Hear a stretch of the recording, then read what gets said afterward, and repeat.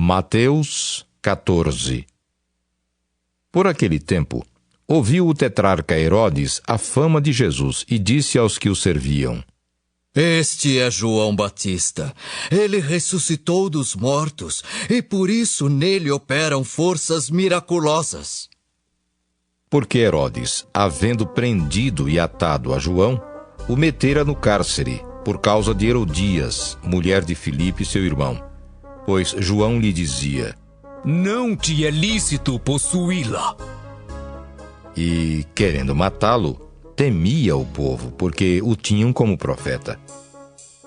Ora, tendo chegado o dia natalício de Herodes, dançou a filha de Herodias diante de todos e agradou a Herodes.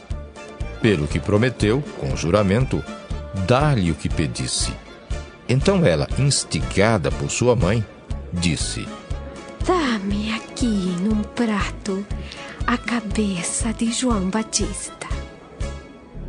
Entristeceu-se o rei, mas, por causa do juramento e dos que estavam com ele à mesa, determinou que lhe a dessem, e deu ordens e decapitou a João no cárcere. Foi trazida a cabeça num prato e dada à jovem que a levou à sua mãe. Então vieram os seus discípulos, levaram o corpo e o sepultaram. Depois foram e o anunciaram a Jesus. Jesus, ouvindo isto, retirou-se dali num barco para um lugar deserto à parte. Sabendo-o as multidões, vieram das cidades seguindo-o por terra. Desembarcando, viu Jesus uma grande multidão. Compadeceu-se dela e curou os seus enfermos. Ao cair da tarde, vieram os discípulos a Jesus e lhe disseram: O lugar é deserto e vai adiantada a hora. Despede, pois, as multidões para que, indo pelas aldeias, comprem para si o que comer. Jesus, porém, lhes disse: Não precisam retirar-se. Dai-lhes vós mesmos de comer. Mas eles responderam: Não temos aqui senão 5 pães e 2 peixes. Então ele disse: Trazei-mos. E tendo mandado que a multidão se assentasse sobre a relva, tomando os 5 pães e os 2 peixes, erguendo os olhos ao céu, os abençoou. Depois, tendo partido os pães, deu-os aos discípulos e estes às multidões. Todos comeram e se fartaram, e dos pedaços que sobejaram, recolheram ainda 12 cestos cheios. E os que comeram foram cerca de 5.000 homens, além de mulheres e crianças. Logo a seguir, compeliu Jesus os discípulos a embarcar e passar adiante dele para o outro lado, enquanto ele despedia as multidões. E despedidas as multidões, subiu ao monte a fim de orar sozinho. Em caindo a tarde, lá estava ele só.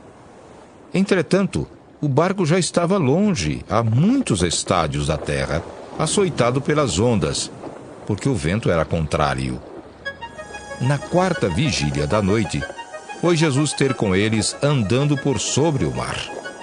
E os discípulos, ao verem-no andando sobre as águas, ficaram aterrados e exclamaram: É um fantasma! E, tomados de medo, gritaram.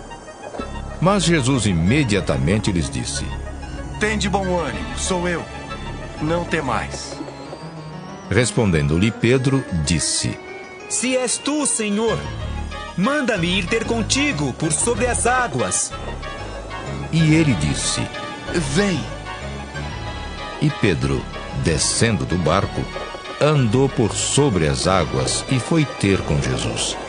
Reparando, porém, na força do vento, teve medo e, começando a submergir, gritou: Salva-me, Senhor! E prontamente Jesus, estendendo a mão, tomou-o e lhe disse: Homem de pequena fé, por que duvidaste? Subindo ambos para o barco, cessou o vento. E os que estavam no barco o adoraram, dizendo: Verdadeiramente és filho de Deus!